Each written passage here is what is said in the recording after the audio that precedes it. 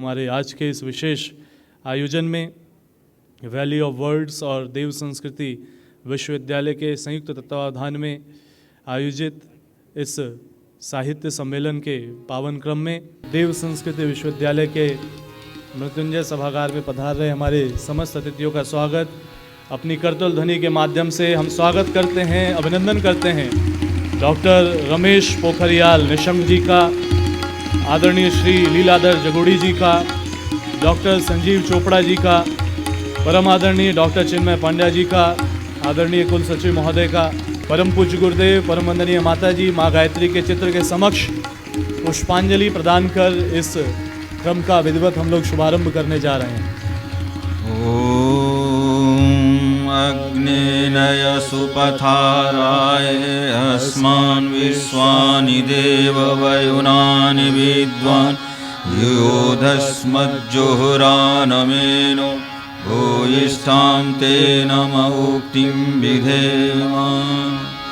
नमोस्तु गुरुवे तस्मै गायत्री रूपिणे सदा यस्य वागमृतं हन्ति विषं संसार संगकम्।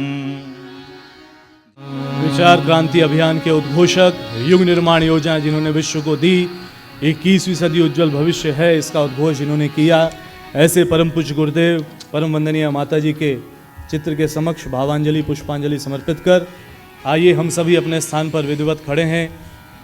कुल गीत के गान के लिए सभी से निवेदन, कृपया कुल गीत के गान के लिए अपने स्थान पर खड़े हो जाएं। देव संस्कृति विश्वविद्यालय का कुल गीत उन संकल्पों का उद्घोष है जिस लक्ष्य को लेकर विश्वविद्यालय बना है। कुल गीत प्रारंभ।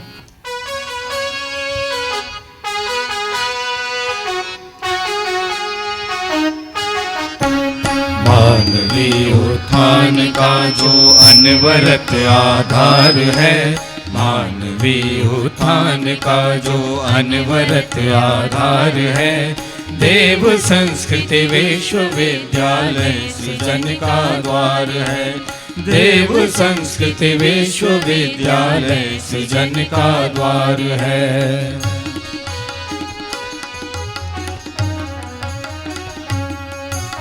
गोद गंगा की हिमालय की मिली छाया इसे, दिव्य वातावरण में पोषित मिली काया इसे। कुल पिता का है बरसता स्नेह संरक्षण यहाँ, कर्म की मिलती उन्हीं से प्रेरणा हर क्षण यहाँ।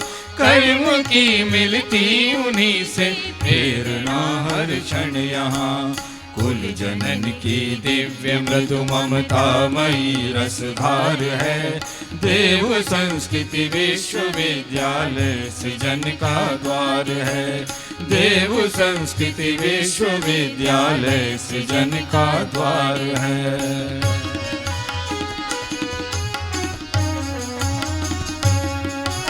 है यहाँ होता प्रखरतम चेतना का जागरण, आपसी सद्भावना संवेदना का जागरण।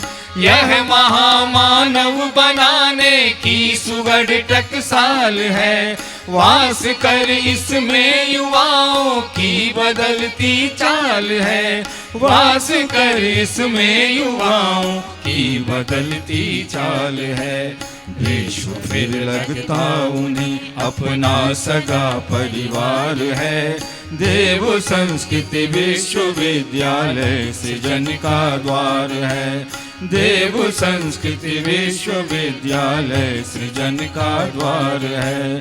मानवीय उत्थान का जो अनवरत आधार है, मानवीय उत्थान का जो अनवरत आधार है, देव संस्कृति विश्वविद्यालय सृजन का द्वार है।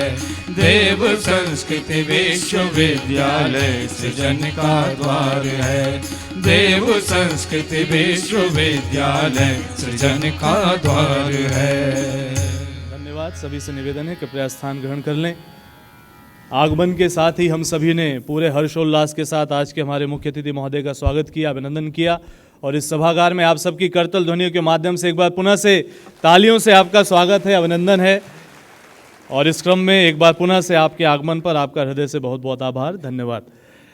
वैली ऑफ वर्ड्स और देव संस्कृति विश्वविद्यालय के संयुक्त तत्वावधान में आयोजित इस साहित्य सम्मेलन के इस विशिष्ट अवसर पर आज इस सम्मेलन के संदर्भ में जब चर्चा आगे बढ़ेगी तो हम एक ऐसे व्यक्तित्व जिन्होंने प्रशासनिक सेवा के क्षेत्र में, साथियों जब बात होती है आईएएस परीक्षा की, तो इस परीक्षा को उत्तीर्ण करने के लिए जो पुरुषार्थ लगता है वह पुरुषार्थ दशकों पहले जिन्होंने किया, सफलतम रूप से वहाँ से अपनी यात्रा को आगे बढ़ाते हुए उस सेवा में जब आए तो उनके हृदय के वो भाव जिन्होंने बिल्कुल भावपूर्ण सेवा की और उसके बाद वो अवसर जब आने वाली पीढ़ी को गढ़ने के लिए लावासना जैसे संस्थान में जहाँ आईएएस प्रशिक्षु तैयार होते हैं उसको उन्होंने निर्देशित किया, मार्गदर्शित किया। लेकिन हृदय के वो भाव कि हिंदी की सेवा की जाए, संस्कृति की सेवा की जाए और वैली ऑफ वर्ड्स जैसे एक शुरुआत के संस्थापक रहे। हम आदरणीय डॉक्टर संजीव चोपड़ा सर से निवेदन करेंगे कि वे कृपया हम सभी के मध्य पधारें और आज के इस अवसर पर हम सभी को मार्गदर्शन करें। एक बार अपनी करतल ध्वनि के माध्यम से पुनः से स्वागत है, अभिनंदन है आपका सर।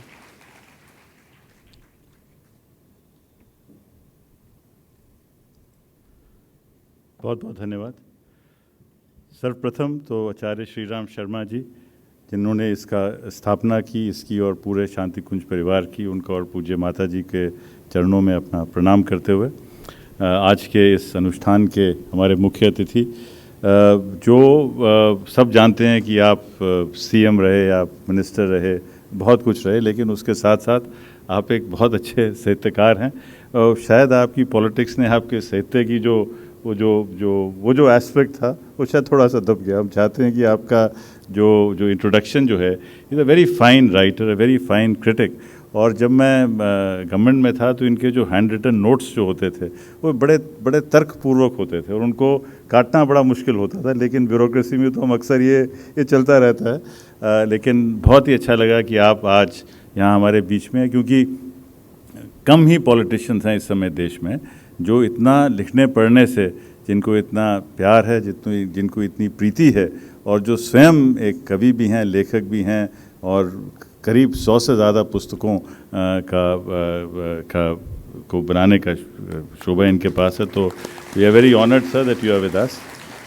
हमारे साथ आज हम बड़े गर्व के साथ लीलाधर जगुड़ी जी हमारे साथ हैं, जिनको हमने सुना और अब भी इनसे कुछ समय हम सुनेंगे, आपकी बातों को सुनेंगे। मैं कहूँ मेरे छोटे भाई चिन्मया जी, छोटा भाई बोल सकता हूँ ना मैं आपको? हाँ, छोटे ही हैं मेरे से। और हमारी मुलाकात ऐसे यूं ही हुई थी, और लेकिन बहुत अच्छी मुलाकात और बहुत ही अच्छी, मतलब एक बहुत बढ़िया काम यहाँ पे न केवल लिटरेचर में लेकिन south Asia institute of peace reconciliation में बहुत ही बढ़िया जो पार्टनरशिप जो हमारे साथ हुई है। कुल सचिव जी हैं यहाँ पे, देवांगन जी, जो कल से हमारे साथ जुड़े हुए हैं।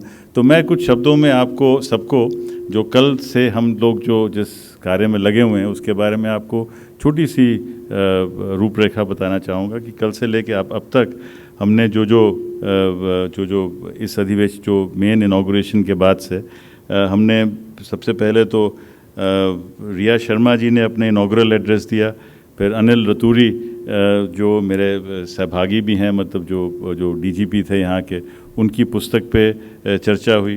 फिर उसके बाद ममता किरण जी की जो पुस्तक थी उसके ऊपर उनकी कविता पाठ हमने सुना और बहुत अच्छा रहा।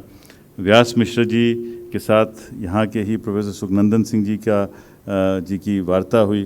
कौन तार से चीनी से बीनी चदरिया, जो 19 जो एक बहुत ही अच्छा जिसको कह सकते हैं हम, एक व्यास मिश्र जी ने जो 70 के दशक में जो लिखा था, जो जेपी मूवमेंट, उसके बाद नक्सलिज्म, उसके बाद गांधीज़म, गांधी फिलॉसफी, तो एक पूरा हमें तस्वीर मिली उससे 70 के दशक की। उसकी इमीडिएटली बाद शुभ्रा उपाध्याय जी ने जो डिस्कस किया कदामनी देवी का सुसाइड नोट, जो रविंद्रनाथ ठाकुर जी की बड़ी भाभी थी, उसके ऊपर चर्चा हुई। उसके साथ साथ ये भी क्लियर हुआ कि कैसे अनुवाद के माध्यम से हमने जो हमारे देश की जो 22 भाषाएं जो शेड्यूल में हैं और उसके अलावा भी बहुत सारी बोलियां जो हमारे देश में है, उन सब का अगर हम अगर एक भाषा से दूसरी भाषा में जो अनुवाद की जो कड़ी है, और जिसमें वैल्यू ऑफ वर्ड्स बहुत फ़ख्र के साथ कहती है कि हर साल हम कम से कम 10 किताबें भारतीय भाषाओं से जिनका अनुवाद अंग्रेज़ी और हिंदी में हुआ उनको हम हाईलाइट करते हैं। जैसे आज भी हमने गिरीश कार्नाड की जो जीवनी जो कन्नड़ में थी उसका हिंदी अनुवाद आज देखा। उसी तरह बांग्ला से हिंदी अनुवाद शुभ्रा उपाध्याय जी का था। उसके बाद में फिर प्रियदर्शन जी ने जो अपनी पुस्तक लिखी है भारत की घड़ी, एक बहुत ही अच्छी डिस्कशन हमारी उस विषय पे हुई कि घड़ी, भारत की घड़ी, समय, समकालीन इश्यूज़ के ऊपर अच्छा डिस्कशन हुआ और अच्छी बातचीत भी हुई। बिकॉज़ हर लिटरेचर फेस्टिवल में जब तक थोड़ा सा वाद विवाद, थोड़ा सा डिस्कोर्स ना हो, तब तक उसमें शायद वो रंग नहीं आता है। उसके बाद हमने दूरसंचार के माध्यम से उषा किरण खान की पुस्तक बिना दिनांक के, इसके बारे में चर्चा की। ये पुस्तक भी हमें बिहार और जो भारत के जो पहले 50-60 दशक की जो प्रस्तुति है उसके बारे में हम सबको जानकारी मिली। आज सुबह हमने अशोक पांडे जी और अंजुम शर्मा के बीच में एक वार्ता हुआ। अशोक पांडे जी ने भी जो रामनगर के ऊपर अपना जो लेख लिखा है, जो एक ब्लॉग से शुरू हुआ था, इससे ये भी क्लियर हुआ कि किस तरह से हमारी राइटिंग जो है वो डेमोक्रेटाइज हो गई है। आज हमें पब्लिशर की भी इतनी आवश्यकता नहीं, एडिटर की भी आवश्यकता नहीं, रीडर और जो जिसके लिए लिखा जा रहा है वो डायरेक्ट संवाद उनका हो सकता है, और बहुत अच्छा उसमें रहा। फिर उसके बाद नीलेश रघुवंशी जी जो हमारे सामने ही बैठी हैं, उनका कविता पाठ भी हमने बाद में सुना। लेकिन जो पुस्तक जिसके ऊपर हमारी चर्चा हुई आज, उस चर्चा में लक्ष्मी शंकर वाजपेयी जी ने इंटरैक्ट किया शहर से 10 किलोमीटर दूर, क्योंकि हम सब लोग शहर को सिर्फ नेशनल हाईवे की दृष्टि से देखते हैं, लेकिन नेशनल हाईवे से 10 किलोमीटर दूर क्या व्यू है। और इन्होंने जो व्यू दिया वो साइकिल से व्यू दिया, क्योंकि अलग अलग व्यूज़ होते हैं। साइकिल से एक नज़रिया होता है, कार से एक नज़रिया होता है, हेलीकॉप्टर से एक और नज़रिया होता है। तो इन्होंने साइकिल, और एक बात बहुत अच्छी लगी कि साइकिल ज़मीन पे है और ज़मीन से थोड़ा ऊपर भी है, और बहुत बढ़िया उनके साथ हमारी डिस्कशन रही। फिर उसके बाद में मधु बी जोशी जी ने, उनके साथ जो इंटरेक्शन हुई, उन्होंने गिरीश कर्नाड को हिंदी में उसका अनुवाद किया, ये जीवन खेला। और खेला के भी कई मतलब, खेला के कई थिंग, खेला एज प्ले, खेला एज स्पोर्ट, खेला एज लिटरेचर, सो बहुत सारी चीज़ें इसके अंदर भी आई। और उसके बाद में तो जो एक कविता पाठ का जो एक सिलसिला चला, जिसमें लीलाधर जगूड़ी जी थे, वाजपेयी जी थे, अंजुम शर्मा, हमारे मित्र सोमेश्वर, प्रियदर्शन और ममता जी और आप नीलेश, एक बहुत अच्छा मतलब पिछले 1.5 दिन समय कैसे रुक गया, उसका एक आई एम श्योर आपको लगेगा कि आपको यहीं होना चाहिए था हमारे बीच में। तो एक छोटा सा मैंने आपको बताया कि पिछले 1.5 दिन में हमने क्या कार्यक्रम किया, और बहुत ही जिसको कहा जा सके हमारे वॉलंटियर्स ने भी। अभी हम इससे पहले ऑरोविल में थे, ऑरोविल में अभी एक लिटरेचर फेस्टिवल हुआ, तो हमारे टीम ने वहाँ पे भी ऑरोविल लिटरेचर फेस्टिवल को भी क्यूरेट किया। वो एक multi language, multi genre language, तो उसमें फ्रेंच, पोर्चुगीज़, इंग्लिश सब भाषाएं थी।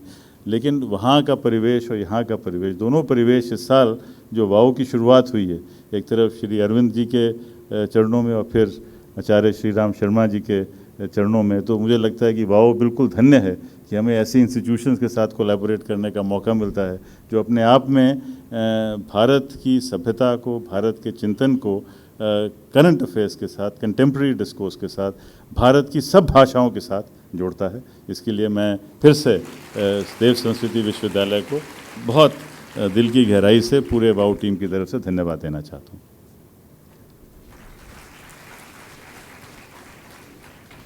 हम सभी एक बार पुनः से अपनी तालियों के माध्यम से आदरणीय डॉक्टर चोपड़ा सर का बहुत बहुत धन्यवाद करते हैं। आज के इस क्रम में आगे बढ़ते हुए एक ऐसे व्यक्तित्व जिन्होंने दशकों तक अपने कृतियों के माध्यम से गद्य हो, पद्य हो, नाटक हो, पुस्तकें हो, साहित्य की सेवा की है, और उनके साहित्य ने जन जन को प्रभावित किया है। और उन्हें आज से दशकों पूर्व ही वह सम्मान जो साहित्य अकादमी सम्मान है वह प्राप्त हुआ, पद्मश्री से नवाजे गए, और हम अगर आपको कहें तो अनेकानेक ऐसे सम्मान जो उनकी लेखनी के माध्यम से उनको मिले हैं देश में और विश्व में। ऐसे व्यक्तित्व आदरणीय श्री लीलाधर जगूड़ी जी, प्रसिद्ध साहित्यकार, आज हमारे साथ हैं। उनसे हम निवेदन करेंगे कि इस अवसर पर अपनी विचार, अपने भाव हम सबसे साझा करें। आदरणीय श्री लीलाधर जगूड़ी जी, देवभूमि में ही आपका जन्म हुआ है और आज देव संस्कृत विश्वविद्यालय आप पधारे हैं। एक बार पुनः से आपका स्वागत। आपसे निवेदन, कृपया अपने भाव हम सबसे साझा करें। आप सबको सबसे पहले तो प्रणाम करना चाहता हूँ और ये अपना सौभाग्य समझता हूँ कि मैं देवभूमि विश्वविद्यालय में आज अंदर आया हूँ। कहने का मतलब ये है कि स्वामी जी आए थे, शर्मा जी जब उत्तरकाशी आए थे उन दिनों तपस्या के मूड में थे, और तपस्या तो खैर जीवन भर चली उनकी तपस्या का फल आज हम देख रहे हैं। लेकिन उन्होंने अनुवाद और ग्रंथों का अध्ययन वहाँ बहुत किया, और जिस अनुवाद को शायद आप लोगों ने छापा हो, उनके कुछ उपनिषदों के भी अनुवाद हैं, कुछ और ग्रंथों के भी अनुवाद उन्होंने किए। वो सारे उल्लेखनीय उत्तरकाशी में लिखा गया, और उत्तरकाशी में उन्हें एक कक्ष दिलाने की भूमिका मेरी थी। उनको मैंने तो कक्ष क्या दिलाया, मुझे तो ऐसा लगा कि मुझे अंतरिक्ष मिल गया। तो वैसे भी एक सीमांत जिला, एक कक्ष कोई आ सकें तो क्या बात है। वो एक मेरे जीवन का स्मरणीय संस्मरण है। उन्हें सुबह दूध चाहिए था। तो गांव से एक दूध वाला मैंने तय किया जो उनको दूध देता था। वहाँ वो बर्तन रखते थे बाहर, दरवाजे के बाहर क्या हुआ, उसको खोलता था, उसमें डाल देता था, बस फिर वो अपने जब इस्तेमाल करना चाहे करते थे। मतलब ये है कि इतना तपस्याचर्या वाला जीवन उन्होंने जिया। आज उन्होंने ये देव संस्कृति विश्वविद्यालय की स्थापना करके, इसकी नींव डाल के, और हमको विद्या के संस्थान में सारे जितने मैं बच्चों से मिला हूँ सब यहाँ पढ़ते हैं, जो वो कुछ ना कुछ नया सीखते हैं। ये जो नींव डाली है उन्होंने, ये बहुत बड़ा काम किया है हमारे समाज का। मैं आप लोगों से ये निवेदन करना चाहता हूँ कि ये जो विद्या की परंपरा है, ये परंपरा जुड़नी चाहिए, आगे बढ़नी चाहिए। और मैं शासन से भी ये निवेदन करता हूँ कि इनको जितनी तरह की सुविधा की जानी चाहिए। आपसे क्या करना चाहता हूँ वो ये कि जो संस्कृत धीरे धीरे विलुप्त तो नहीं होगा, बट कम इसलिए हो रही है कि बोलेंगे, संस्कृत के शब्द बोलेंगे तो हिंदी जाएगी। ऐसा नहीं है। संस्कृत में भी सरलता का अनुरोध बहुत ज़बरदस्त है। संस्कृत में भी सरल शब्दों की कोई जटिलता के लिए संस्कृत नहीं। परिमार्जित भाषा, परिमार्जन हुआ व्याकरण का, और परिमार्जित भाषा जो वो सारी भाषाओं को आवश्यकता है उस व्याकरण की। इसलिए व्याकरण केवल संस्कृत ही विषय नहीं है, वह अन्य भाषाओं को भी समुज्ज्वल करने के लिए संस्कृत एक परिनिष्ठित भाषा जब हमारे आती है उसका वो संस्कृताइज्ड हो जाती है। तो मैं आप सबका धन्यवाद करता हूँ कि आपने का मौका दिया।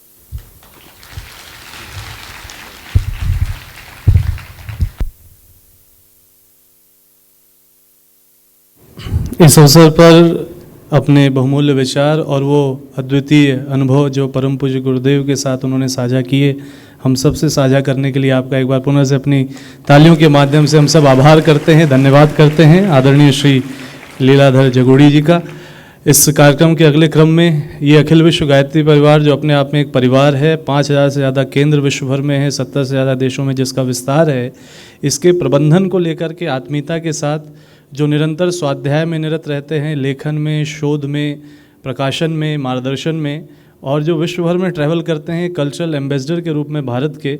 और जब एक उनकी प्रोफाइल कोई देखता है तो सोचता है साइकेट्रिस्ट हैं, MBBS डॉक्टर हैं, लेकिन अब देखा जाए तो साहित्य के क्षेत्र में भी जो आरंभ से उनका एक कंट्रीब्यूशन रहा है और आगे जो होने वाला है, परम पूज्य गुरुदेव परमवंदनीय माता जी के आशीर्वाद से, परमादरणीय डॉक्टर चिन्मय पांड्या जी का एक बहुत बड़ा कंट्रीब्यूशन उन्होंने एक निमित्त बनकर किया है और हम सब उनको एक आदर्श युवा के रूप में देखते हैं। और आज के इस अवसर पर उनसे निवेदन करेंगे, प्रार्थना करेंगे कि वे हम सभी को कृपया मार्गदर्शन प्रदान करने की कृपा करें। धन्यवाद गोपाल। मित्रों, परम पूज्य गुरुदेव परमवंदनीय माता जी की दिव्य उपस्थिति को साक्षी मानते हुए माँ गायत्री के पावन मंत्र के साथ मैं अपनी बात को आरंभ करना चाहता हूँ। माँ गायत्री का ये पवित्र मंत्र जो कि वेदों की ऋचाओं के रूप में अवतरित हुआ, एक बड़े महत्वपूर्ण संकेत सूत्र आदर्श को लेकर के अवतरित हुआ है।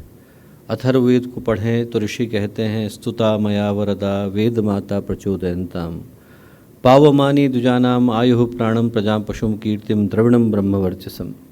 5 भौतिक और 2 आध्यात्मिक उपलब्धियों को प्रदान करने का मंत्र गायत्री का मंत्र है। गायत्री का मंत्र हम लोगों को स्मरण दिलाता है कि हमें उस पथ पर आगे बढ़ने की आवश्यकता है जहाँ जीवन परिष्कार का, परिमार्जन का, परिशोधन का प्रतीक बन जाता है और मिल उसको पाती हैं उपलब्धियाँ जिसके जीवन में श्रद्धा का प्राकट्य होता है। एक छोटी और प्यारी कथा आती है। जगन्नाथपुरी के मंदिर में एक नेत्रहीन व्यक्ति था, रोज़ जाया करता था। न जाने कितने लोगों के झटके लगते, आघात लगते, किसी की कुहनी लगती, किसी का धक्का लगता, पर पंक्ति में लगने से चूकता नहीं था। पुजारी रोज़ देखा करते थे। एक दिन पुजारी ने पकड़ लिया, बोले भैया तुम रोज़ आते हो? बोले हाँ। क्यों आते हो? तुम्हें तो भगवान दिखाई भी नहीं पड़ते। वो बोला कि मुझे भगवान दिखाई नहीं पड़ते, पर भगवान को मैं तो दिखाई पड़ता हूँ। बोले मैं यहाँ पर उनकी उपस्थिति लेने के लिए नहीं आता हूँ, यहाँ पर अपनी उपस्थिति देने के लिए आता हूँ। जो प्रार्थना का उद्देश्य है वो यही कि ईश्वर को हम लोग बता सकें कि यहाँ पर हम लोग अपने संपूर्ण अस्तित्व के साथ विद्यमान हैं। माँ गायत्री का वही पावन मंत्र इस भाव के साथ हम लोग करते हैं कि जो माँ सद्ज्ञान की, सद्भाव की, सद्कर्म की, सत्प्रवृत्ति की देवी हैं, वो हमारे जीवन को भी शुभ, मंगल और कल्याण के पथ की ओर प्रशस्त करें। इस भाव के साथ माँ गायत्री का पावन मंत्र साथ साथ ओम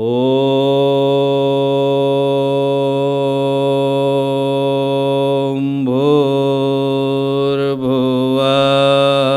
स्वः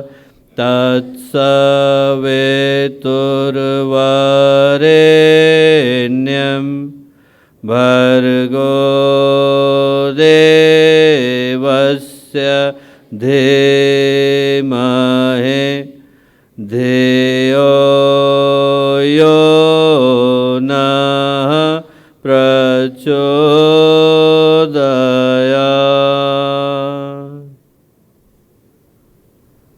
परम पूज्य गुरुदेव परमवंदनीय माता जी के दिव्य संरक्षण में कुशाग्रहणी अमावस्या का ये दूसरा दिन देव संस्कृत विश्वविद्यालय शांति कुंज हरिद्वार की ये पावन भूमि, जिसमें आज इस 2 दिवसीय सम्मेलन, कल का दिन हिंदी साहित्य को समर्पित था, आज का दिन संस्कृत साहित्य को समर्पित रहा।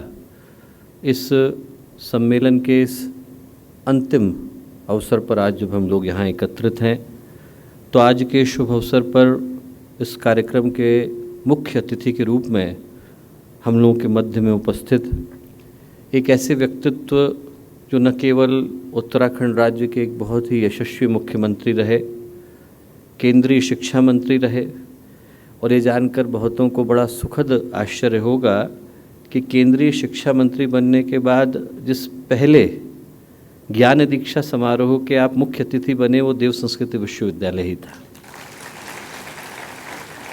जिनके कुशल और अभिनव नेतृत्व में भारत को वर्षों के बाद पहली राष्ट्रीय शिक्षा नीति प्राप्त हुई। और ये भी एक बड़ा सुखद आश्चर्य का विषय है कि जब वो पिछली बार यहाँ आए थे तो उन्होंने राष्ट्रीय शिक्षा नीति को प्रदान किया था। आज जब उनका आगमन हुआ है तो उनको ये जान करके बहुत हार्दिक प्रसन्नता होगी कि देव संस्कृत विश्वविद्यालय आज भारत का शायद प्रथम और अकेला विश्वविद्यालय है जहाँ पर राष्ट्रीय शिक्षा नीति संपूर्ण रूप से लागू की जा चुकी है। और उस शुभ अवसर पर, शुभ स्थान पर आज अब एक बड़े ही शुभ उद्देश्य के साथ हम लोग यहाँ एकत्रित हैं। तो आदरणीय डॉक्टर रमेश पोखरियाल जी के साथ मंच पर उपस्थित पद्मश्री, भारतीय साहित्य के सर्वोच्च सम्मान साहित्य अकादमी पुरस्कार से सुसज्जित आदरणीय श्री गजूड़ी जी, जिनको ये सौभाग्य मिला कि जब परम पूज्य गुरुदेव उत्तरकाशी में आर्ष साहित्य का अनुमोदन करने के लिए उपस्थित थे तो उनको उस कक्ष को दिलाने का कार्य उन्हीं के शुभ हाथों से संपन्न हुआ, जहाँ से भारतीय दर्शन की, भारतीय अध्यात्म की वो अभिनव धारा निकल करके आई।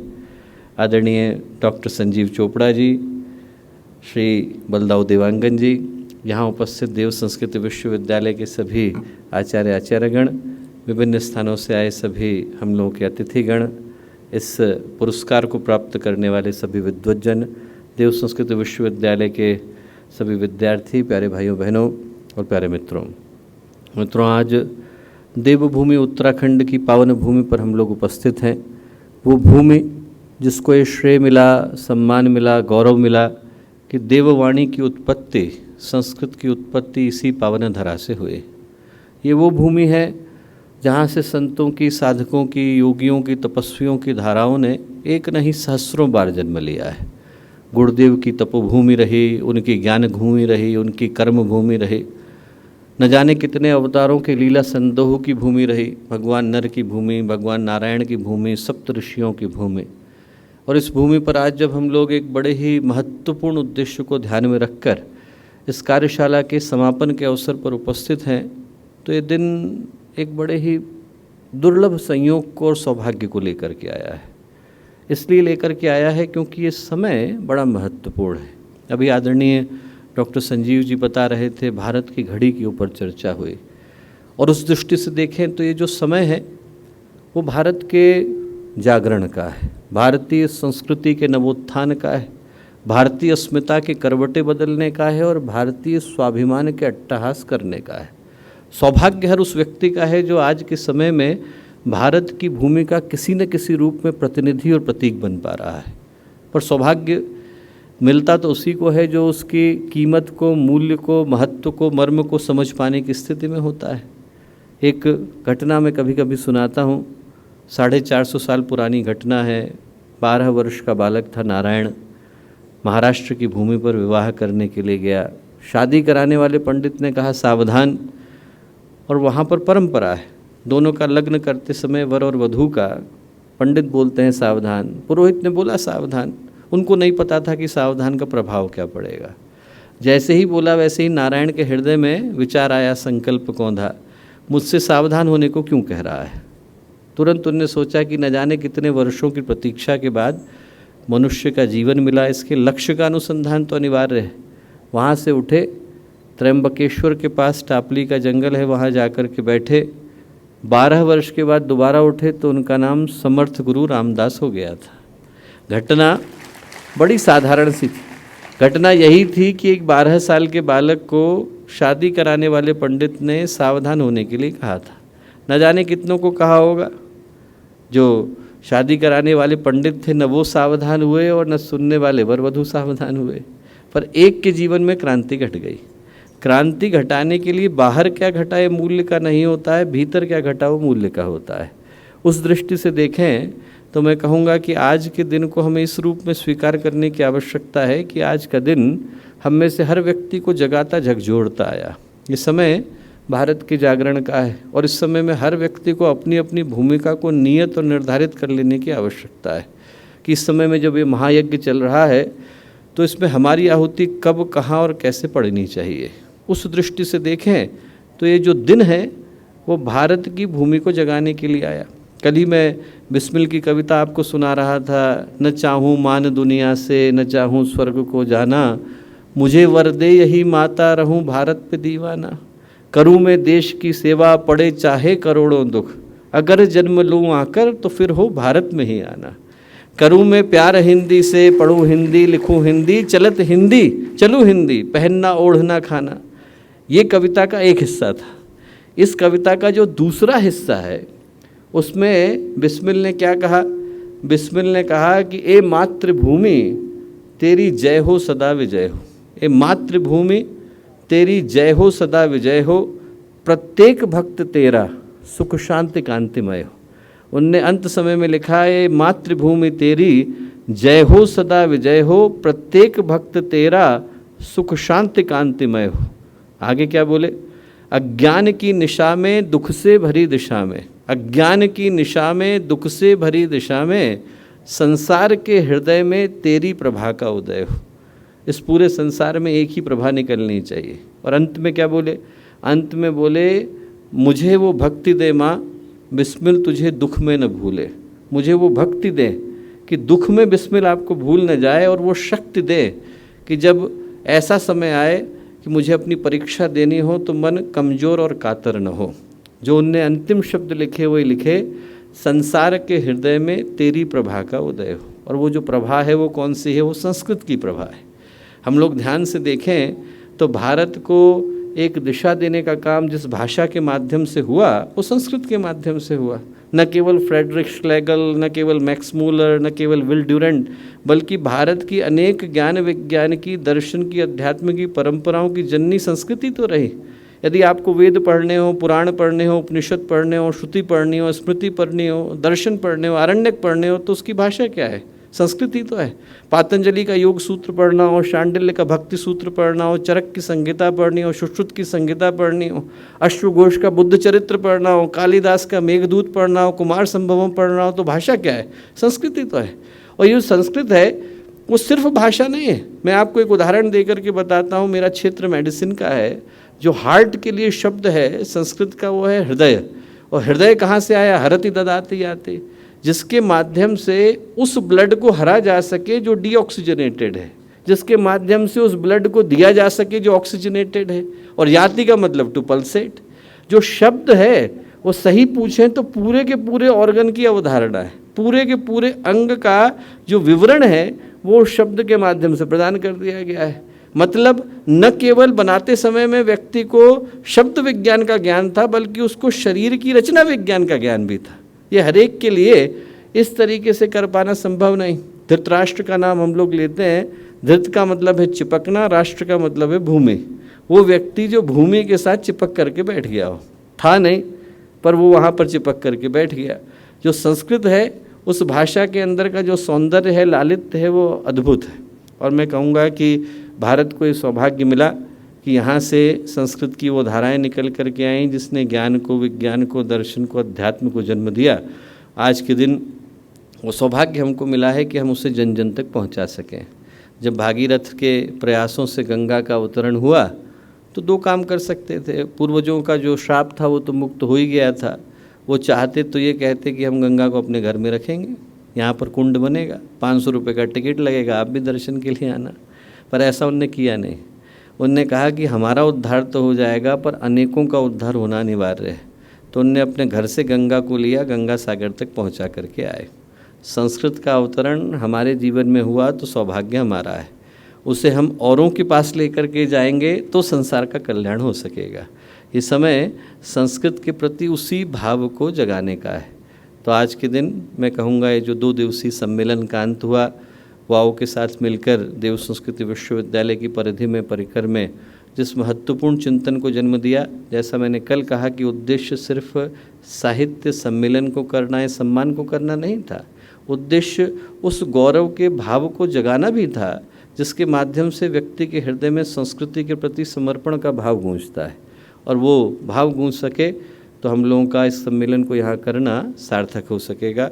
आप सबको बहुत सारी शुभकामनाएं, बहुत सारी मंगल कामनाएं।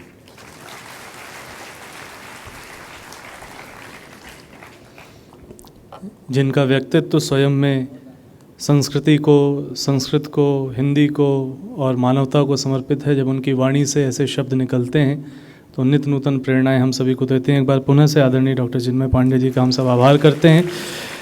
और आज का ये विशिष्ट अवसर, और आज के इस अवसर पर हमारे कार्यक्रम के मुख्य अतिथि एक ऐसे व्यक्तित्व कि उनकी व्यक्तित्व की वो विविधता अपने आप में ही हम सभी को आकर्षित करती है कि चाहे एक कुशाग्र विद्यार्थी के रूप में उनकी युवा जीवन हो, वहाँ से डिग्रियाँ लेते लेते वो आगे बढ़ते गए, लेकिन उनके सृजनशील लेखन ने भी जन जन को प्रभावित किया। आज PhD, D.Litt की उपाधियों से कहीं आगे बढ़ कर के उनके द्वारा लिखी गई सैकड़ों पुस्तकें, जिनका विश्व की अनेकों भाषाओं में अनुवाद हुआ है, जो दुनिया के अनेकानेक विश्वविद्यालयों के कोर्सेज़ में पढ़ाई जा रही हैं। लगभग 300 के लगभग ऐसे संगठनों के माध्यम से वो सम्मानित हैं। और ये सब करते हुए कोई देखता है तो लगेगा कि एक साहित्यकार का व्यक्तित्व तो है, लेकिन उसके साथ दशकों की जन सेवक के रूप में उनकी यात्रा, जब लगातार जन सेवा के क्षेत्र में चुनकर आते गए, उत्तर प्रदेश से उत्तराखंड हुआ, उत्तराखंड के सबसे युवा मुख्यमंत्री के रूप में जो चुन करके आए और हमारे हरिद्वार के अपने सांसद के रूप में आज भी उस पद को सुशोभित करते हैं। और अगर उनको हम राष्ट्रीय स्तर पर देखें तो जैसा आदरणीय डॉक्टर चिन्मय पांड्या सर ने हम सभी को बताया कि ऐतिहासिक निर्णय NEP जब शुरुआत हुआ तो उसकी रचना से लेकर के कई ऐतिहासिक निर्णयों में उनकी भूमिका रही है। तो जन सेवा के क्षेत्र में भी प्रवीण रहे और साहित्य के क्षेत्र में भी उनकी एक विशेष महारत है। आज का ये विशिष्ट अवसर जब हम आपको अपने बीच पाते हैं तो देवभूमि में जन्मे, देवभूमि की सेवा को समर्पित और देव संस्कृत विश्वविद्यालय आपका बिल्कुल अपना सा ही संस्थान है। आज आप यहाँ पर पधारे हैं। आपकी वाणी की मिठास और व्यक्तित्व की मृदुलता से हम सब सदैव प्रभावित होते हैं। आपको हम हृदय से आमंत्रित करते हैं, कृपया आज के इस अवसर पर हम सभी को संबोधित करें। आदरणीय डॉक्टर रमेश पोखरियाल निशंक जी।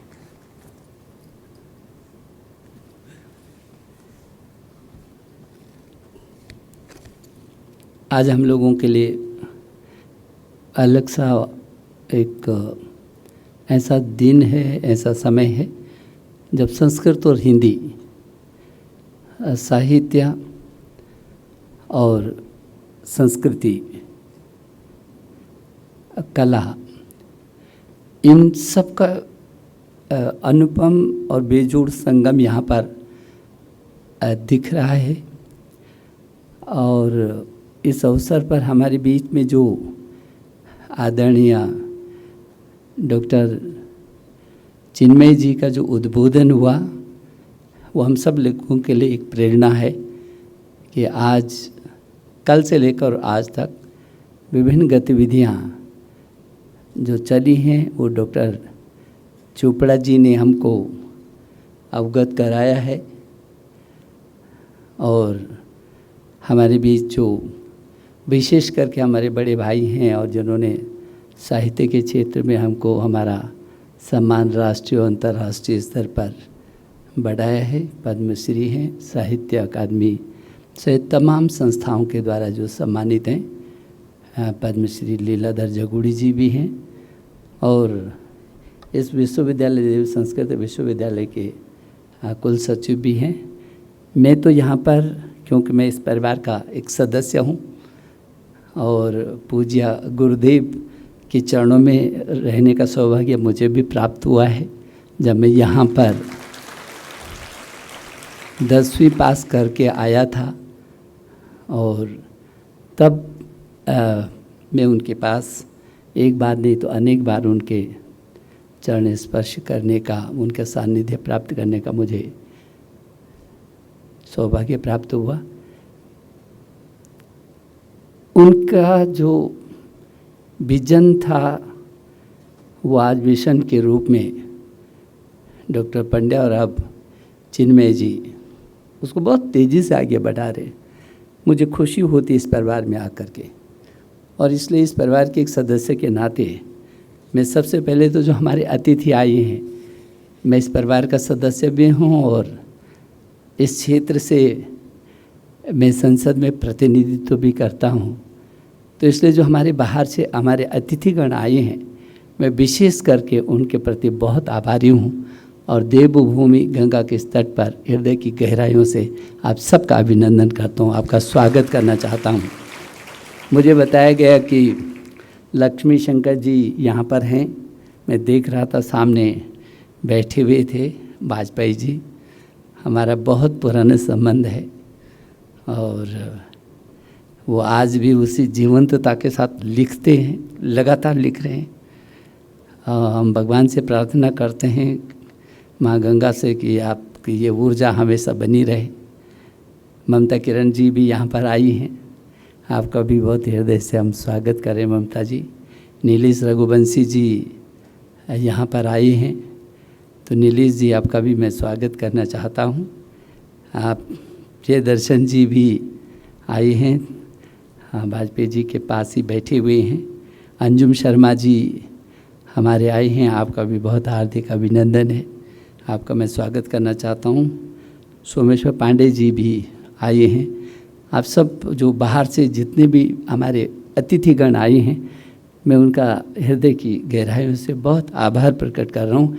एक बार देवभूमि के इस परिसर में और देव संस्कृति विश्वविद्यालय के इस विशाल इस भव्य जो ऊर्जा का केंद्र है, इस प्रसार में आपका अभिनंदन करता हूँ, आपका स्वागत करता हूँ हृदय की गहराइयों से।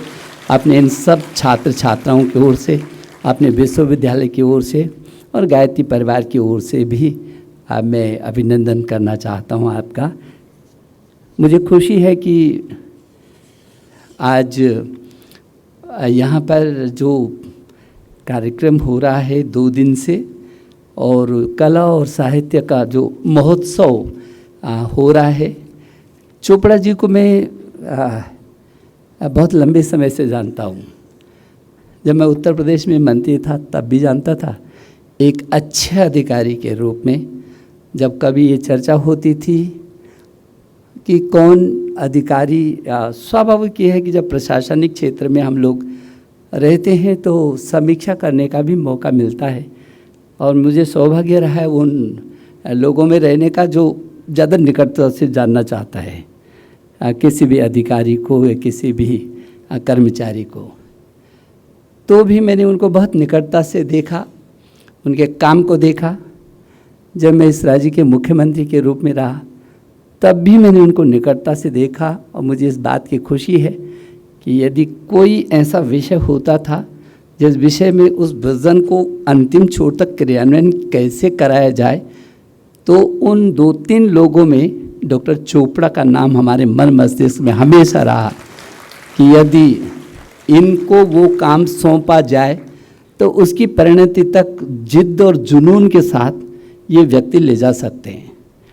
एक तो नौकरी करना होता है, वो ढोना होता है अपने को, और दूसरे में जीना होता है, काम करना होता है, लगन होती है, मेहनत होती है, उत्सुकता होती है, जिज्ञासा होती है, जिज्ञासा होती है, और उसको दिशा देना होता है।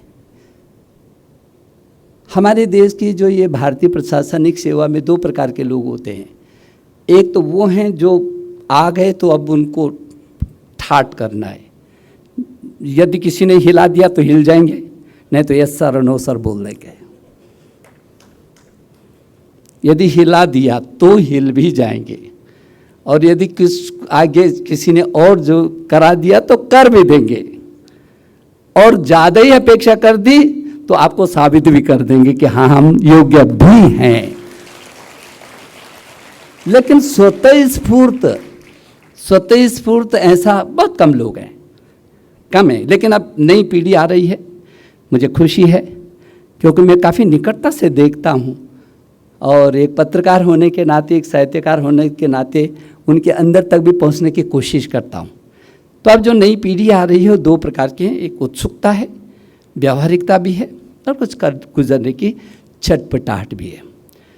लेकिन मैं आज संदर्भ बस इसलिए कह रहा हूँ डॉक्टर चोपड़ा जी को कि दिल्ली में रहे, वहाँ भी निर्माण से जुड़े रहे। ये सेवानिवृत्त हुए तो ये सेवानिवृत्त कभी हुए नहीं और होंगे ही नहीं है, कभी भी सेवानिवृत्त होंगे ही नहीं है।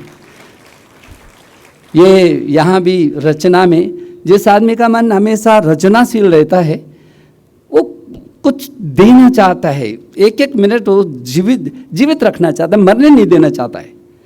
अपना समय सबसे कठिन होता है, और जो सबसे महत्वपूर्ण बात है वो समय को किल करना, ख़त्म करना। मेरा 1 घंटा, 1 दिन, मेरा 1 सप्ताह, मेरा 1 महीना, 1 घंटा भी ख़त्म क्यों हमारे जीवन का? बहुत कम समय है हमारे जीवन में। पूज्य गुरुदेव को जब हम देखते हैं कितना काम किया, गुरुदेव को जैसे याद करते हैं तो ऐसा लगता है कि ये मानव थे, ये महामानव थे, और मुझे लगता है कि निश्चित वो महामानव थे, और तभी तो उन्होंने ये गीत लिखा कि हमको महामानव तैयार करने हैं यहाँ। और मैं जब इस गीत को, कुल गीत को पढ़ रहा था, देख रहा था, तो मुझे लगता है आँखों में आंसू छलक आते हैं। क्या भाव हैं इस कुल गीत में। इसको बच्चों, मेरे प्रिय छात्र छात्राओं, जब आप इस गीत को रोज़ सुनते होंगे, गुनगुनाते होंगे, तो अंदर से क्या गंगा की धारा निकलती होगी आप में। ये सृजन का यही तो गीत है, और जो सृजन का द्वार है ये हरि का द्वार है। क्योंकि अभी चिन्मय जी कह रहे थे कि यहाँ सारे तमाम ऋषि मुनि और तमाम ज्ञान और विज्ञान को और अनुसंधान को देने वाले लोग इसके ऊपर या हरिद्वार से ऊपर, तो ये हरि का द्वार है। हरि का द्वार ये दरवाजा है, इसके ऊपर सब भगवान ही भगवान रहते हैं। सारे देवभूमि में जिधर जाओ वो कोई न कोई ऋषि मुनि, हर कंकड़ कंकड़ पर यहाँ शंकर है, कंकड़ कंकड़ में शंकर है। इसलिए इसको कहा हर द्वार भी बोलते हैं, शंकर का भी द्वार है क्योंकि कंकड़ कंकड़ शंकर है, और हरि का भी द्वार है। ये दोनों द्वार हैं, और इसलिए ये उन हरि और हर दोनों द्वार का ये जो देव संस्कृति है, ये उसका सृजन का द्वार है, सृजन का द्वार है। अब आप समझ सकते हैं कि उस देव संस्कृति विश्वविद्यालय के सृजन का ये द्वार है, सृजन का द्वार है। अंदर जब दरवाजा खुलेगा तो अंदर क्या क्या होगा आप समझ सकते हैं, जान सकते हैं, कल्पना कर सकते हैं कि अंदर क्या होगा। ये तो केवल द्वार है। मुझे बहुत खुशी है कि बहुत कम समय में इस विश्वविद्यालय ने अपनी ऊंचाइयों को छुआ है।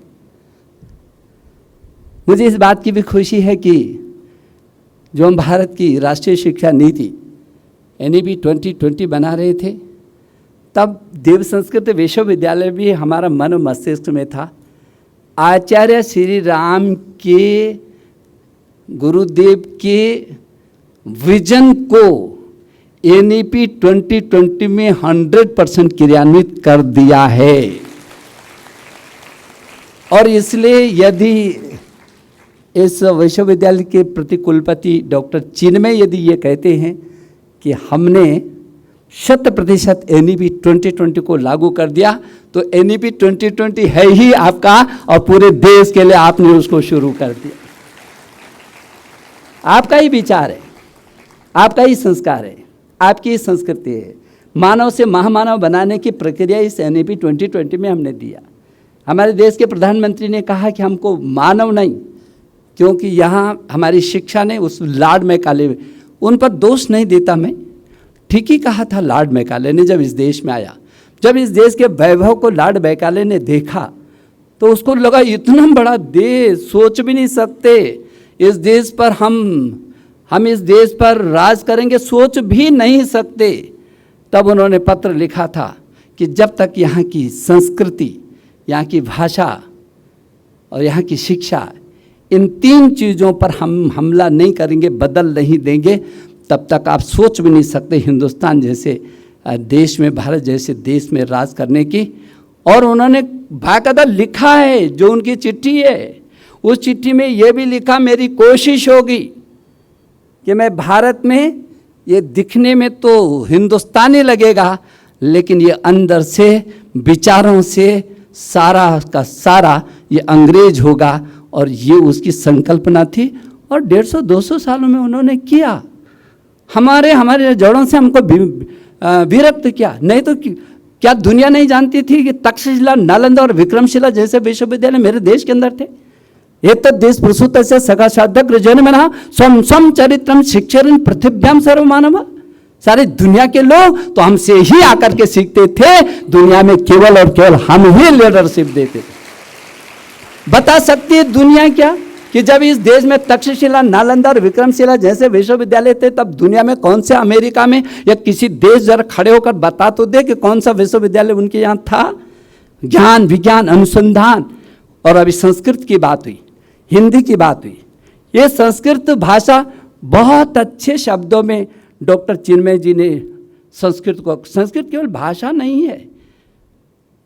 मुझे याद आता है कि जब 1991 में पहले चुन करके उत्तर प्रदेश की विधानसभा में गया, वो सबसे छोटी उम्र का विधायक था, लेकिन मैं संस्कृत से यहाँ संस्कृत स्कूल से पढ़ करके गया था, और उत्तर प्रदेश की विधानसभा में गया तो मैंने वहाँ धरना प्रदर्शन सिर्फ इसलिए किए कि संस्कृत के छात्रों को समान दर्जा मिलना चाहिए, उनको समान कक्षा के बराबर ही होना चाहिए।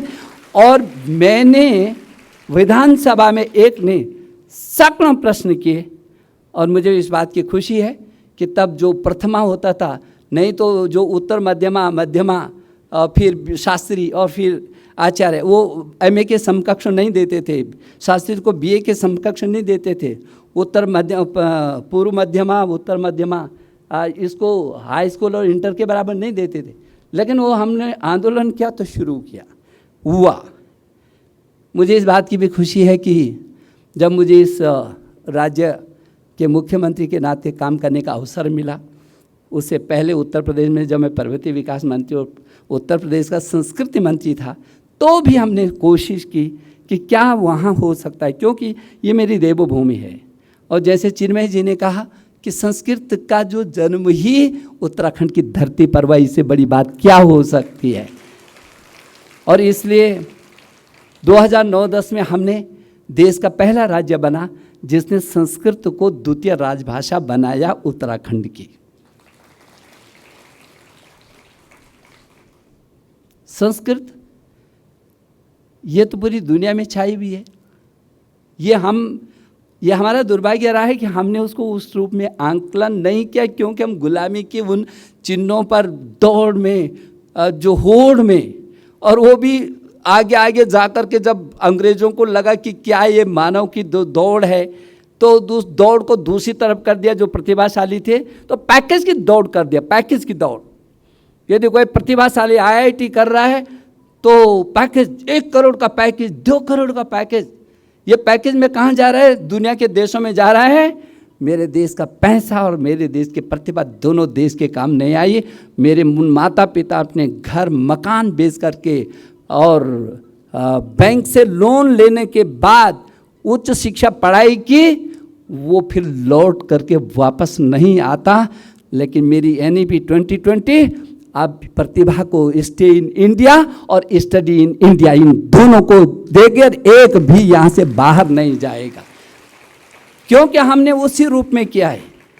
आपको आश्चर्य होगा कि लगभग प्रतिवर्ष 8 लाख बच्चे यहाँ से जाते हैं और 2.5 लाख करोड़ रुपए इस देश का आज भी जाता है दुनिया में, और वो हमारे बच्चों के आधार पर प्रगति के शिखर को चूम रहे हैं।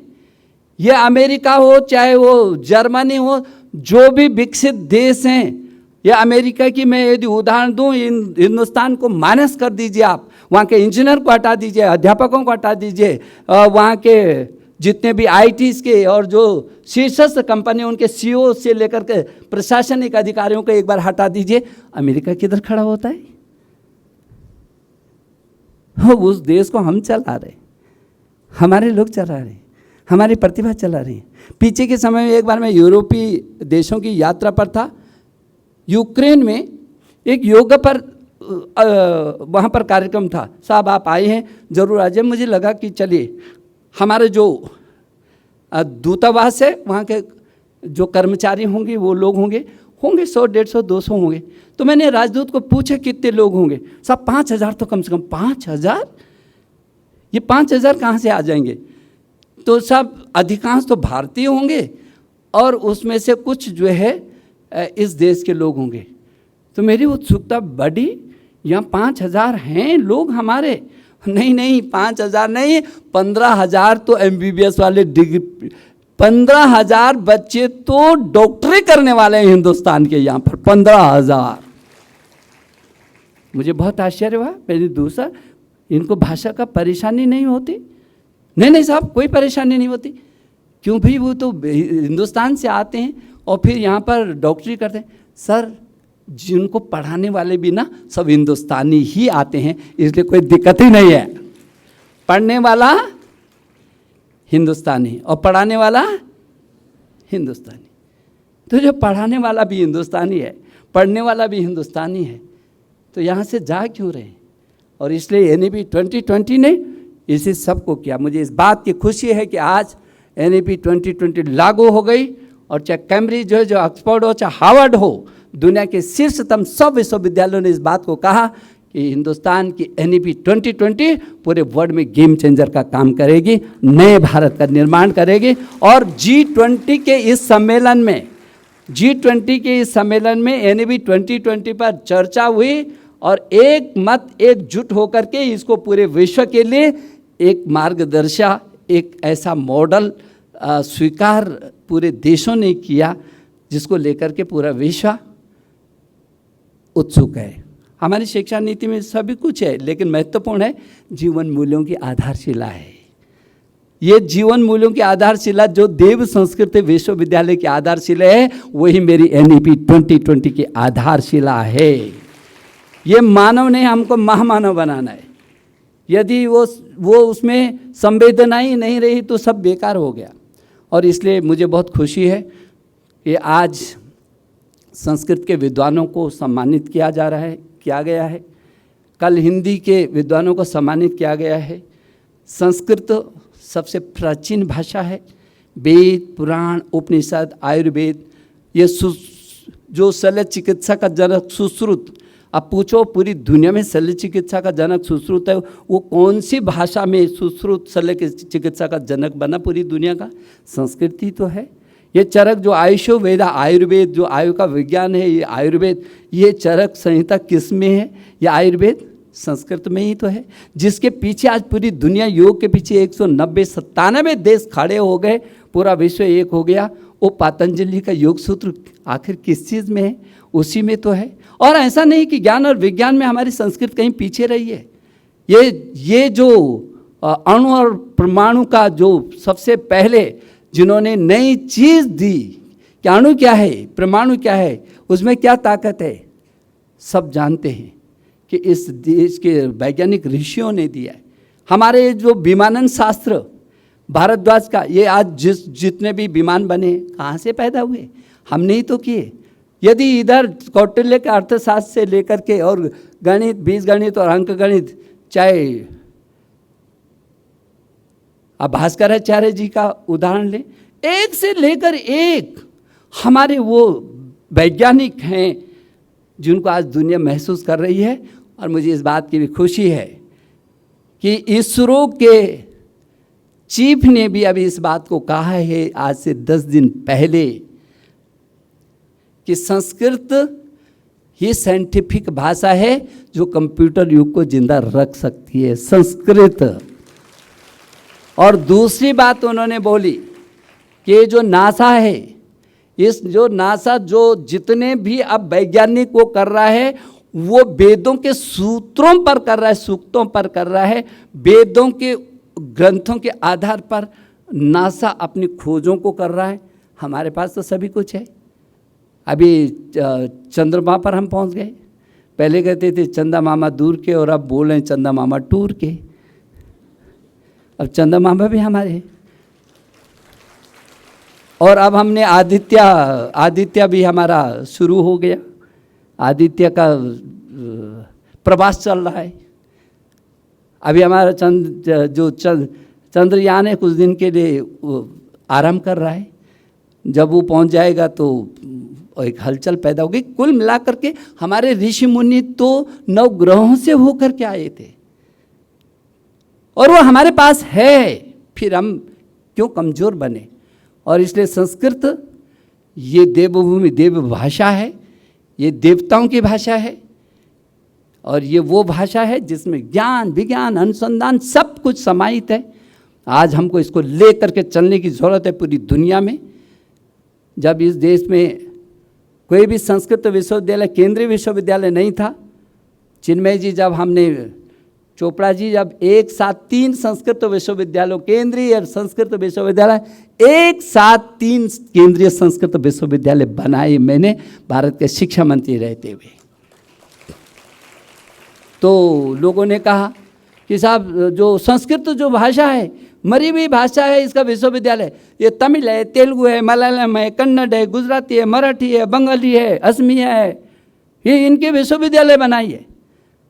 तब मुझे संसद में इस बात को समझाना पड़ा था। अब मुझे इस बात की खुशी है कि लोगों के समझ में आया।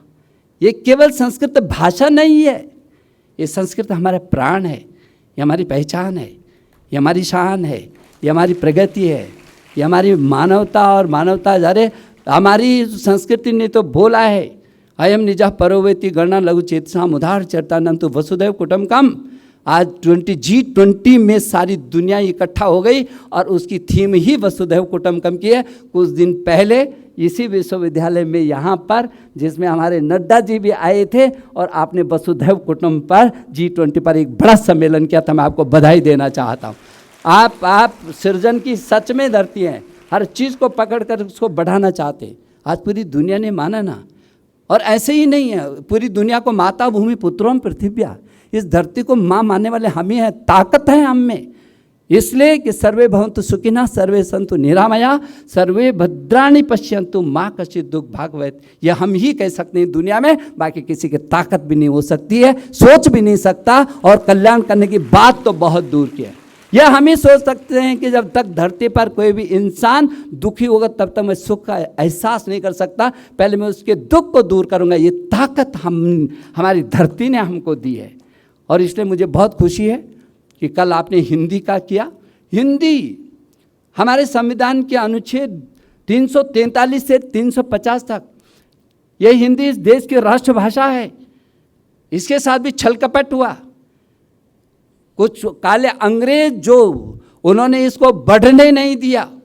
मैं कह सकता हूँ इस बात को, अन्यथा संविधान ने यदि ये इजाज़त दी थी कि 10 वर्ष के अंदर अंदर ये राजभाषा बनेगी हिंदी, तो अब कौन सा कारण हो गए थे कि 10 वर्ष के बाद 15 वर्ष, अधिकतम था 15 वर्ष। भारत के संविधान के अनुच्छेद 343, 44, 45, 46, 47, 48, 49, 50, और उसमें यह भी कहा गया था कि जो संस्कृति जो हिंदी है, हिंदी में जितनी भी भारतीय भाषाएं हैं, अभी डॉक्टर चोपड़ा जी कह रहे थे, भारतीय भाषाओं की बात कर रहे थे, हमारी भारतीय भाषाएं सशक्त होनी चाहिए। हमारी हिंदी को यह कहा कि सभी भारतीय भाषाओं से शब्द ग्रहण कर सकती है, मुख्यतः संस्कृत से, और गौणतः भारतीय भाषाएं जितने तमिल, तेलुगु, मलयालम, कन्नड़, गुजराती, मराठी, बंगाली, ये जितने भी 22-23 भारतीय भाषाएं हैं, अनुसूची 8 में उसमें अंग्रेजी नहीं है। अंग्रेजी भारत की भाषा नहीं है, और इसलिए अंग्रेजी का विरोध नहीं है, लेकिन गुलामी का चिन्ह है, इसको मिटाया जाना चाहिए। हिंदुस्तान तभी खड़ा हो सकता है, मिटाया जाना चाहिए। आज जापान ये तर्क देते थे हमको, डॉक्टर निशंक आप कहते हैं NEP 2020 हम सारे विश्व में जो है लीडरशिप लेंगे, ज्ञान विज्ञान अनुसंधान और सभी क्षेत्र में आगे बढ़ेंगे। अंग्रेजी के बिना कैसे हो सकता है? तो मैंने उनसे पूछा, ये जापान तो अंग्रेजी बोलने ही नहीं देता, अपनी मातृभाषा में पढ़ाता है। वाजपेयी जी गलत तो नहीं ना? क्या वो आपसे पीछे? ये जर्मनी आपसे पीछे अपनी मातृभाषा में पढ़ाता है, ये रूस अपनी मातृभाषा में पढ़ाता है, ये चीन अपनी मातृभाषा में पढ़ाता है, ये स्पेन अपनी मातृभाषा में पढ़ाता है, ये फ्रांस अपनी मातृभाषा में पढ़ाता है, और यहाँ तक कि हमारे बाद जो आज़ाद हुआ इज़राइल, जो बिल्कुल नष्ट हो गया था, तहस-नहस खत्म हो गया था, उसकी संस्कृति, सभ्यता और उसकी भाषा खत्म हो गई थी, हमसे बाद में आज़ाद हुआ, उसने डे 1 से अपनी मातृभाषा, अपनी भाषा पर खड़ा हुआ। आज इज़राइल किसी से पीछे है? तो फिर ये तर्क हिंदुस्तान में क्यों हिंदुस्तान में इस तर्क को दिया जाता है? क्योंकि मानसिकता हो गई 50-150 साल की, वो जो अंग्रेजी की गुलामी की मानसिकता, इससे अब उभरना पड़ेगा। हाँ, परिस्थितियाँ तब थी, लेकिन आज तो परिस्थितियाँ, हम आज़ाद हैं, स्वाधीन भारत का आज़ादी का अमृत महोत्सव मना रहे हैं। यह हमारा अमृत नए भारत की रचना पर नए सिरे से खड़ा होगा। हम इसलिए मना रहे हैं, हम विश्वगुरु रहे, हमें ताकत की कोई कमी नहीं, विजन की कमी नहीं, मिशन की कमी नहीं है, विचार की कमी नहीं है, संस्कार, आचार, व्यवहार, विचार, किसी भी बात की कमी नहीं है। और मुझे लगता है कि आज जिस देव संस्कृत विश्वविद्यालय में हम खड़े हैं, ये उसकी आशाओं का, ये भारत की आशाओं का केंद्र है। ये भारत की आशाओं का केंद्र नहीं है, ये विश्व की आशाओं का भी केंद्र है, क्योंकि सारी दुनिया में सुख, शांति, प्रगति हिंदुस्तान से होकर के ही गुजरती है, भारत की संस्कृति से होकर गुजरती है। आज दुनिया के लगभग 250 शीर्ष विश्वविद्यालयों में हिंदी पढ़ाई जाती है। और मुझे याद आता है जब मेरा पोलैंड का प्रवास था तो उन्होंने बताया कि हम संस्कृत को 200 सालों से पढ़ाते हैं साहब। मुझे तो सुनकर आश्चर्य हुआ, पोलैंड में 200 साल से संस्कृत पढ़ाई जाती है उनके विश्वविद्यालय, 200 सालों से। और इसलिए जो हिंदी है यह राष्ट्रभाषा, राजभाषा है, इसका कोई विकल्प नहीं है। इसकी भारतीय भाषाओं से प्रतिस्पर्धा नहीं है क्योंकि सभी भाषाओं के शब्द इसमें समाहित हैं। और मुझे लगता है कि यदि बाबा अंबेडकर का बस चलता तो संस्कृत को राष्ट्रभाषा बनाते। उन्होंने संविधान सभा में इसके पुरजोर मांग की कि संस्कृत राष्ट्रभाषा होनी चाहिए हिंदुस्तान की, लेकिन तब सब लोगों ने किया। उसके बाद हिंदी पर आए, लेकिन हिंदी को 10 साल में राष्ट्रभाषा होना चाहिए था। इसीलिए गांधी जी ने दक्षिण भारत हिंदी प्रचारणी सभाएं बनाई। दक्षिण भारत में 10 साल के अंदर अंदर वो हिंदी को 3-4 प्रदेश थे जिसमें तमिलनाडु है, केरल है, जो आंध्र है, तेलंगाना, ये 2-3 प्रदेश थे, ज़्यादा नहीं। अब तो सभी लोग वो राजनीति जरूर करते होंगे कोई लोग, लेकिन आज भी तमिलनाडु में सर्वाधिक लोग हिंदी, लाखों लोग हिंदी की परीक्षा देते हैं, हिंदी सीखना चाहते हैं, हिंदी बोलना चाहते हैं। और दुनिया जो आप देखें ना, फिजी को, ये फिजी में द्वितीय राजभाषा उसकी हिंदी है। ये जो भारतवंशीय देश हैं, मॉरिशस, इंडोनेशिया, मलेशिया, शायद फिजी, तमाम लगभग 14-15 ऐसे देश हैं जो हिंदी, अपने बच्चों को हिंदी पढ़ा रहे हैं। और कुछ देशों ने अपनी हिंदी को अपनी द्वितीय राजभाषा बना रखा है। यह मॉरिशस में दुनिया का सबसे बड़ा हिंदी का सचिवालय है। मेरे देश में नहीं, मॉरिशस में हिंदी का सचिवालय है, हिंदी के प्रचार और प्रसार के लिए। और मुझे भरोसा है कि जो मेरे नवोदित लेखक हैं, हिंदी में केवल कविता, कहानी, उपन्यास नहीं, आप सभी विधाओं में लिखे। हिंदी का सामर्थ्य चाहिए। हिंदी की शब्द शक्ति आज 4 लाख से भी अधिक शब्द हैं उसमें। हिंदी की जितनी शब्द संपदा है, सारी दुनिया की भाषाओं की उतनी शब्द संपदा नहीं, अकेली हिंदी की सब लालित्य भी है उसमें, ज्ञान भी है, विज्ञान भी है, सब कुछ है। क्या नहीं है, बहुत सहज है, सरल है। और इसलिए हिंदी दिवस जो कल था, ये पखवाड़ा हिंदी का चल रहा है। मुझे भरोसा है कि हम हिंदी और संस्कृत इन दोनों को लेकर के आगे बढ़ेंगे।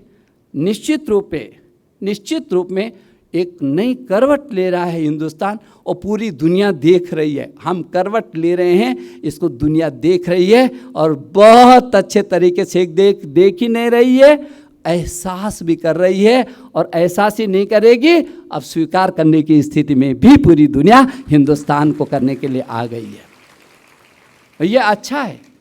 इस समय डॉक्टर चिन्मय जी ने जिस बात को कहा है कि ये ऐसा अवसर आ गया इस समय।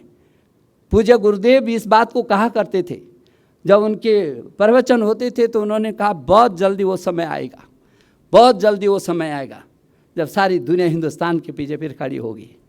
और आज वो समय हमारे सामने आ गया है। हमको तैयार होना है। मैदान हमारा है, देश हमारा है, विचार हमारे हैं, पुरुषार्थ हमारा है, विजन हमारा है, और मिशन भी हमारा ही है। तभी दुनिया में हम बढ़ सकेंगे। हमें रोकने वाला कोई नहीं होगा, क्योंकि हम अकलुषितता से मानव के कल्याण की बात करते हैं। आप ही तो कहते हैं ओम सेना भवतु सेनो भुनक्तु स वीर्यं करवावे तेजस्विनावधीतमस्तु मा विद्विषामहे। हम तो साथ साथ चलना चाहते हैं, साथ साथ बोलना चाहते हैं, साथ साथ रहना चाहते हैं, साथ साथ पुरुषार्थ करना चाहते हैं। और दुनिया के लोगों, हम छोटे नहीं हैं, हम संकीर्ण नहीं हैं, हम तो पूरी मानवता के पुजारी हैं। मुझे भरोसा है कि इस विश्वविद्यालय, जो विश्वविद्यालय एक ऐसी ज्वाला को लेकर के, एक ऐसे प्रतीक को लेकर के दिशाओं में बढ़ रहा है, ये गायत्री परिवार जो पूरे विश्व में छाया हुआ है, आज ये विश्वविद्यालय उस परिवार की अपेक्षाओं को, आकांक्षाओं को भी पूरा करेगा, ऐसा मेरा विश्वास है। मैं एक बार फिर जिन लोगों को आज सम्मान मिला है उनको मैं प्रणाम करना चाहता हूँ। और जो मेरे छात्र यहाँ पर हैं वो हमारे भविष्य हैं, उनके चेहरों पे मैं नज़र डालता हूँ तो मुझे नए हिंदुस्तान नज़र आता है, मुझे एक स्वाभिमानी हिंदुस्तान नज़र आता है। मुझे विश्वगुरु हिंदुस्तान नज़र आता है। मुझे ज्ञान विज्ञान अनुसंधान आचार विचार व्यवहार सब में शिखर पर पहुंचने वाला हिंदुस्तान नज़र आता है। और इसलिए बहुत अच्छा अवसर है, बहुत अच्छा मौका है। इससे अच्छा कितना परिसर होगा। मेरे बगल में ही कोटद्वार में हमारा कर्णवाश्रम था। 20,000 से भी अधिक उस ज़माने में, 5,000 वर्ष पहले 20,000 छात्र उस कर्णवाश्रम में पढ़ते थे। उसी जंगल में पैदा होने वाला जो भरत है, वो भी उसने वही पढ़ाई की। और इस जंगल में पैदा होने वाला इस उत्तराखंडी भरत पूरे विश्व में चक्रवर्ती सम्राट होकर के निकला है। यह हमको भूलना नहीं चाहिए। मैं एक बार फिर आपको शुभकामना देता हूँ। चिन्मय जी, आपकी जो समय समय पर पहल होती है, हम सब आपके प्रति आभारी हैं। और डॉक्टर चोपड़ा जी, जो आपका ये अभियान चल रहा है, इसको रुकने मत दीजिए। हम सब आपके पीछे हैं। और मेरे बड़े भाई, जिनका हमेशा मुझे आशीर्वाद रहता है और जिनका मार्गदर्शन भी मिलता है, हम सब के बहुत ही प्रिय भी हैं। आपका भी आज इस परिवार में हम अभिनंदन कर रहे हैं। प्यारे बच्चों, मेरी बहुत शुभकामना। नमस्कार, धन्यवाद। डॉक्टर निशंक जी का धन्यवाद करते हुए अब देव संस्कृत विश्वविद्यालय के सभी ऑनरेबल डीन्स, फैकल्टी डीन्स और एचओडी से निवेदन है, कृपया शीघ्रता से मंच पर पधारें।